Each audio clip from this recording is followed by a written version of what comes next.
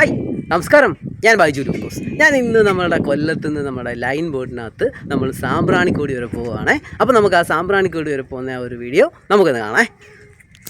അപ്പോൾ നമ്മൾ രാവിലെ നമ്മുടെ KSRTC ബസ്സിനകത്ത് നമ്മുടെ കൊല്ലത്തെ KSRTC സ്റ്റാൻഡിൽ വന്നു. അപ്പോൾ സ്റ്റാൻഡിൽ വന്നപ്പോഴത്തേക്കിന് ഇന്ന് ഞായറാഴ്ച ദിവസമൊക്കെ ആയിരുന്നു. ഞായറാഴ്ച ദിവസം ആയതുകൊണ്ട് രാവിലെയൊക്കെ കുറച്ച് സർവീസുകളൊക്കെ സ്റ്റാൻഡിലുള്ളായിരുന്നു. അപ്പോൾ നമ്മുടെ ഈ സ്റ്റാൻഡിൻ്റെ തൊട്ടടുത്തായിട്ടാണ് നമ്മുടെ കേരള വാട്ടർ ട്രാൻസ്പോർട്ട് ഡിപ്പാർട്ട്മെൻറ്റിൻ്റെ ആ ഒരു ബോട്ട് ജെട്ടിയും ബോട്ട് സർവീസും ഒക്കെ ഉള്ളത്. നമ്മുടെ ഈ സ്റ്റാൻഡിൻ്റെ തൊട്ടടുത്തുള്ള ആ ഒരു ടെർമിനലിൽ നിന്നാണ് അവർ ബോട്ട് സർവീസൊക്കെ നടത്തുന്നത്. അപ്പം അതിനോട് ചേർന്ന് തന്നെ നമ്മുടെ ഡിസ്ട്രിക്ട് ടൂറിസം പ്രൊമോഷൻ കൗൺസിലിൻ്റെ ഒരു ഓഫീസും. അപ്പം ഞങ്ങൾ അവിടെ ഞങ്ങൾ വന്നപ്പോഴത്തേക്കിന് രാവിലെ 10:30 ആയിരുന്നു. അപ്പം കുറച്ച് സമയമൊക്കെ ഉണ്ടായിരുന്നു. അപ്പോൾ അവിടെ ഇങ്ങനെ കറങ്ങി നടന്നപ്പോൾ പഴയ ബോട്ടുകളൊക്കെ, ഹൗസ് ബോട്ടും ഷിക്കാർ ബോട്ടും ഒക്കെ പഴയതൊക്കെ, അതിൻ്റെ കാലാവധിയൊക്കെ കഴിഞ്ഞ ബോട്ടുകളൊക്കെ ഇവിടെ ഇങ്ങനെ ഒരു സൈഡിൽ ഇങ്ങനെ അടുപ്പിച്ചിട്ടേക്കുന്ന കണ്ടു. അപ്പോൾ അവിടെ ഇങ്ങനെ കുറച്ച് നേരമൊക്കെ നിന്നതിന് ശേഷം ഞങ്ങൾ നമ്മുടെ ബോട്ട് ജെട്ടിയുടെ അടുത്തായിട്ട് വന്നപ്പോഴത്തേക്കിന് നമ്മുടെ കേരള ഗവൺമെൻറ്റിൻ്റെ ശ്രീ അഷ്ടമുടി എന്ന് പറഞ്ഞ ഒരു സർവീസ് ഉണ്ട്. അപ്പോൾ അത് എല്ലാ ദിവസവും ഞായറാഴ്ച ദിവസം രാവിലെ 11 മണിക്കാണ് ആ ഒരു സർവീസ് പോകുന്നത്. അപ്പോൾ അതിൻ്റെ തൊട്ടടുത്തായിട്ട് തന്നെ, ആ ബോട്ടിൻ്റെ തൊട്ടടുത്തായിട്ട് തന്നെ നമുക്ക് പോകേണ്ടുന്ന ആ ഒരു സർവീസ് ബോട്ടും കൊണ്ടുവന്നിട്ടു. അപ്പോൾ നമ്മൾ ഡയറക്റ്റ് നമുക്ക് അതിനകത്ത് ഇറങ്ങാൻ പറ്റത്തില്ല. അപ്പോൾ ഈ അഷ്ടമുടിയുടെ ബോട്ടിനകത്തൂടെ കയറിയിട്ട് നമ്മൾ ആ സർവീസ് ബോട്ടിനകത്ത് നമ്മൾ കയറുവാണ്. അപ്പോൾ ആ സർവീസ് ബോട്ടിനകത്ത് രാവിലെ ഒരു 11 മണിക്കാണ് ഞങ്ങൾ ഇവിടുന്ന് പോകുന്നത്. ഇപ്പം 11 മണിക്ക് ഞങ്ങൾ ഇവിടുന്ന് സാമ്പ്രാണിക്കോടിയിൽ പോകാനായിട്ടാണ് വന്നത്. അപ്പോൾ രാവിലെ 11 മണിക്കുള്ള ട്രിപ്പിനകത്ത് കുറച്ച് ആൾക്കാരൊക്കെ ഉണ്ടായിരുന്നു. അപ്പോൾ നമ്മുടെ ഡ്രൈവറും ബോട്ടിൻ്റെ ഡ്രൈവറും കുറേ അതിൻ്റെ സ്റ്റാഫുകളൊക്കെ കുറേ പേരുണ്ടായിരുന്നു. അപ്പോൾ അവരൊക്കെ ബോട്ടിനകത്ത് കയറി.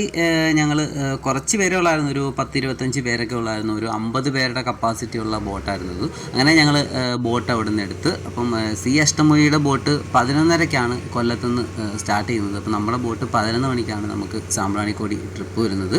അപ്പോൾ നമ്മൾ ഈ ബോട്ട് പോകുന്ന ആ ഒരു വഴിയിൽ നമുക്ക് ഏകദേശം ഒരു 3 സ്റ്റേഷനോളം ഉണ്ട്. അപ്പോൾ ആ 3 സ്റ്റേഷനും കഴിഞ്ഞിട്ടാണ് നമ്മൾ സാമ്പ്രാണിക്കോടിയിൽ പോകുന്നത്. ഏകദേശം ഒരു മണിക്കൂറിനകത്ത് ആവത്തുള്ളൂ നമ്മൾ ഇവിടുന്ന് സാമ്പ്രാണിക്കോടിയിൽ പോകാൻ. അപ്പോൾ നമ്മൾ വളരെ ചിലവ് കുറച്ച് ഇവിടുന്ന് നമുക്ക് ഏതാണ്ട് ഒരു 20 രൂപ ടിക്കറ്റ് മാത്രമേ ഉള്ളൂ നമുക്ക് സാമ്പ്രാണിക്കോടിയിൽ പോകാൻ. അപ്പോൾ നമുക്ക് ബസ്സിനകത്ത് ഇവിടെ വന്ന് ഇറങ്ങിയിട്ട് ഇവിടുന്ന് നമ്മൾ അവിടെ സാമ്പ്രാണിക്കോടി ചെന്നിട്ട് അവിടുന്ന് പ്രാക്കുളം എന്ന് പറയുന്നത് സാമ്പ്രാണിക്കോടിയിൽ നിന്ന് തൊട്ട് മുകളിലായിട്ട് തന്നെ ബസ് സ്റ്റാൻഡുണ്ട്. അപ്പോൾ അവിടുന്ന് നമുക്ക് ബസ് കയറിയിട്ട് നമുക്ക് പോകാൻ പറ്റും. അപ്പോൾ ഞാൻ കയറിയപ്പോഴത്തേക്കിന് അവർ ആ ബോട്ടിനകത്തെ ആ ഒരു എൻജിൻ റൂം തുറന്ന് എൻജിനകത്ത് വെള്ളമൊക്കെ ഒഴിച്ച് തണുപ്പിക്കുന്നുണ്ടായിരുന്നു.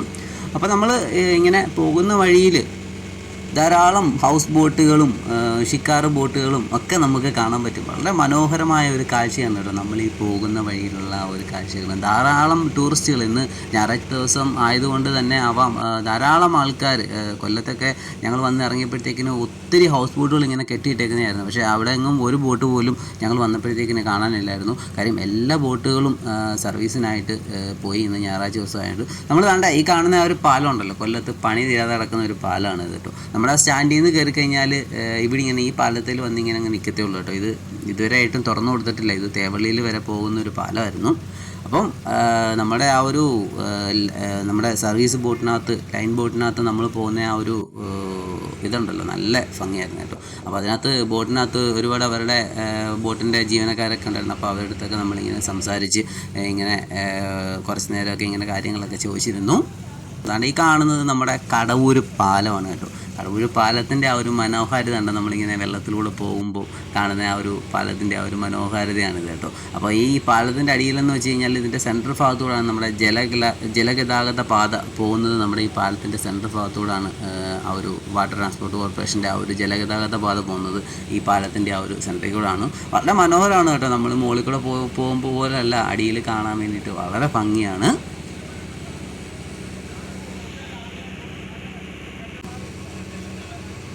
അപ്പോൾ നമ്മുടെ ഈ പാലത്തിൻ്റെ തൊട്ടടുത്തായിട്ട് തന്നെയാണ് കേട്ടോ നമ്മുടെ കടവൂര് പള്ളി ഉണ്ടല്ലോ. വളരെ ഫേമസ് ആയിട്ടുള്ള ഗീവർഗീസ് സഹോദരിയുടെ നാമത്തിലുള്ള ഒരു കത്തോലിക്ക പള്ളിയാണ് നമ്മുടെ ഈ കടവൂര് പള്ളി എന്ന് പറയുന്നത്.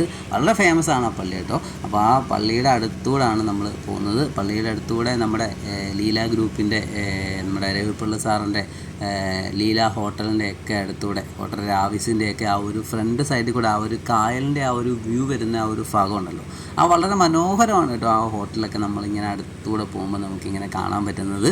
അപ്പം ഈ ആ ഹോട്ടലിൻ്റെ ആ ഒരു മനോഹാരിതയും ഒക്കെ കണ്ട് നമുക്ക് നല്ല രസമുള്ളൊരു യാത്രയായിരുന്നു കേട്ടോ ഇത്.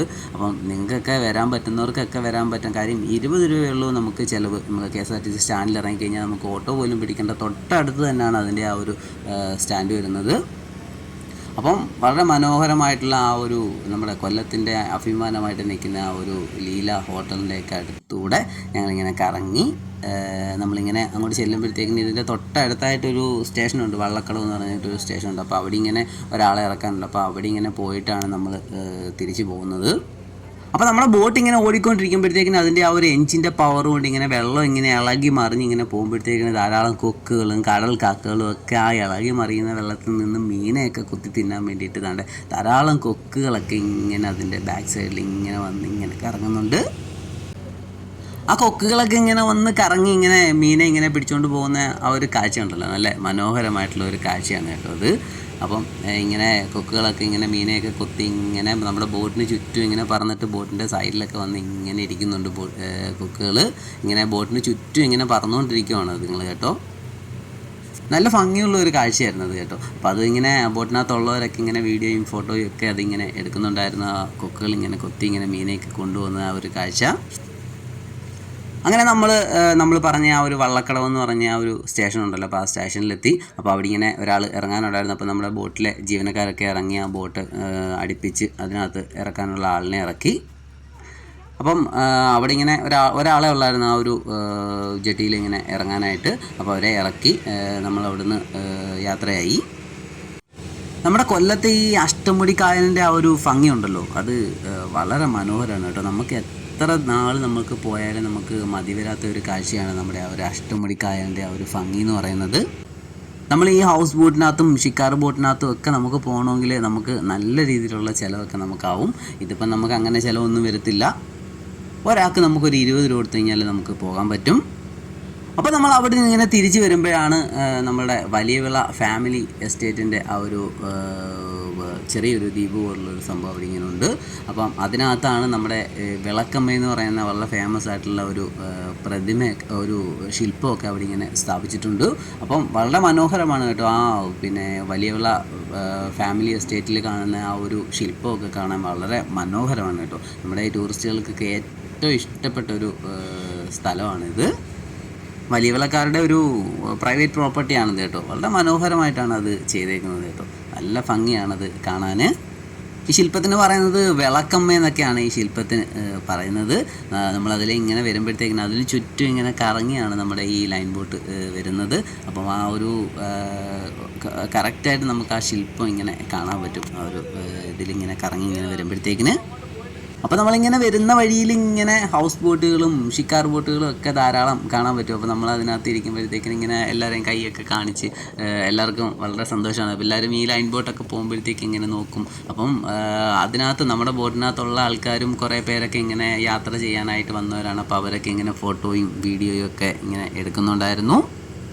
അപ്പോൾ നമ്മൾ ഈ പോകുന്ന വഴിയിലൊക്കെ ധാരാളം യാർഡുകളൊക്കെ ഉണ്ട്. ഈ ബോട്ടുകളൊക്കെ പണിയുന്ന, നമ്മുടെ ഈ കടലിൽ പോകുന്ന ബോട്ടുകളൊക്കെ പണിയുന്ന യാർഡുകളൊക്കെ ധാരാളം ഇതിൻ്റെ തൊട്ടടുത്തായിട്ടുണ്ട്. അവിടെ നമ്മൾ പോകുന്ന വഴിയിൽ കാണുന്ന ഒരു യാർഡാണത് കേട്ടോ. അവിടെ ഇങ്ങനെ ബോട്ടുകളൊക്കെ ഇങ്ങനെ കിടപ്പുണ്ട്. പഴയ ബോട്ടുകളൊക്കെ ഇങ്ങനെ വെള്ളത്തിൽ താഴ്ന്നു കിടക്കുന്ന ഈ ബോട്ടുകളൊക്കെ ഇങ്ങനെ കരയ്ക്ക് കയറ്റി പണിയുന്ന ഒരു സ്ഥലമാണിത് കേട്ടോ. ഇതിൻ്റെ തൊട്ടടുത്തായിട്ടൊക്കെ ഒരുപാട് യാർഡുകൾ ഉണ്ട്. and ഈ കിടക്കുന്നതൊക്കെ എന്ന് പറയുന്നത് കടലിൽ പോയിട്ട് തിരിച്ച് കയറി വരുന്ന ബോട്ടുകളാണ് കേട്ടോ. ഇവിടെ ഇങ്ങനെ ഓരോ സ്ഥലത്താണ് ഇതുകൊണ്ട് ഇങ്ങനെ സ്റ്റേ ചെയ്തിരുന്നത്. ഇവർ ആ ഒരു സമയമാകുമ്പോൾ വൈകുന്നേരവും രാവിലെയൊക്കെയാണ് അവർ പോകുന്നത്. അപ്പോൾ ഒരു മീനൊക്കെ പിടിച്ച് കൊണ്ട് നമ്മുടെ നീണ്ടാരയിൽ കൊടുത്തിട്ട് കൊണ്ടുവന്ന് ഇട്ടേക്കുന്ന ആ ഒരു സമയമാണിത്. അപ്പോൾ ധാരാളം ബോട്ടുകൾ ഇവിടെ ഇങ്ങനെ കിടപ്പുണ്ട്. ഇതിൻ്റെ തൊട്ടടുത്തായിട്ടൊക്കെ നല്ല ഒരു ബോട്ടൊക്കെ കണ്ട് കയറ്റി വെച്ച് കണ്ട് പണിയുന്നുണ്ട്. ഒരു ബോട്ട് കണ്ട് കയറിയിരിക്കുന്നുണ്ട്, കരയ്ക്ക് കയറിയിരിക്കുന്ന ആ ഒരു കാഴ്ച. അപ്പം ധാരാളം ബോട്ടുകളും ഒക്കെ ഇതിൻ്റെ അടുത്തായിട്ടൊക്കെ കിടപ്പുണ്ട്.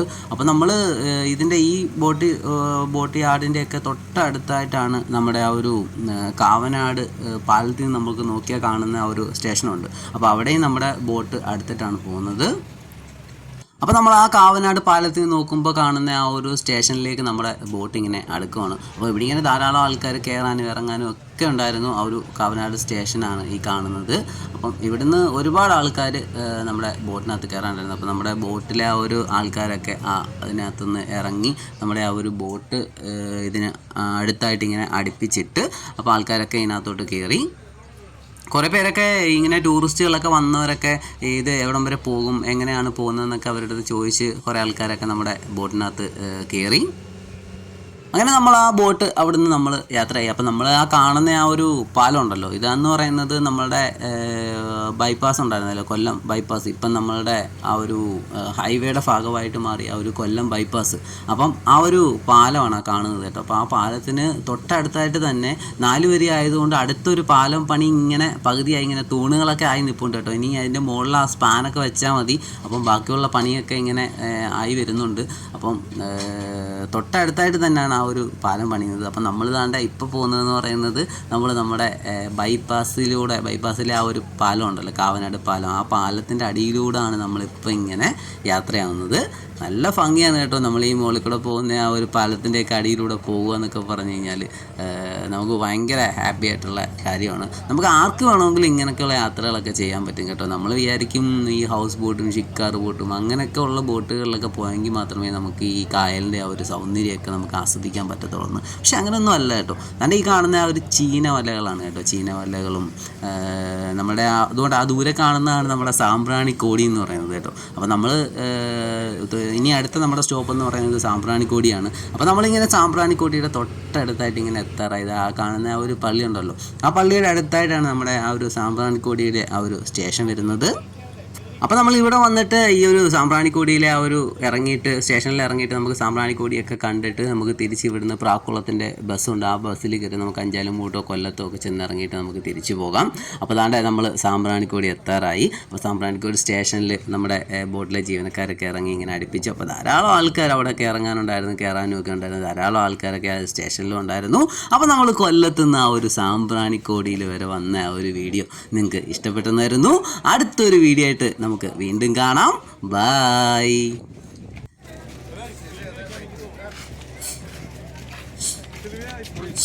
അടിക്കാൻ പറയാം.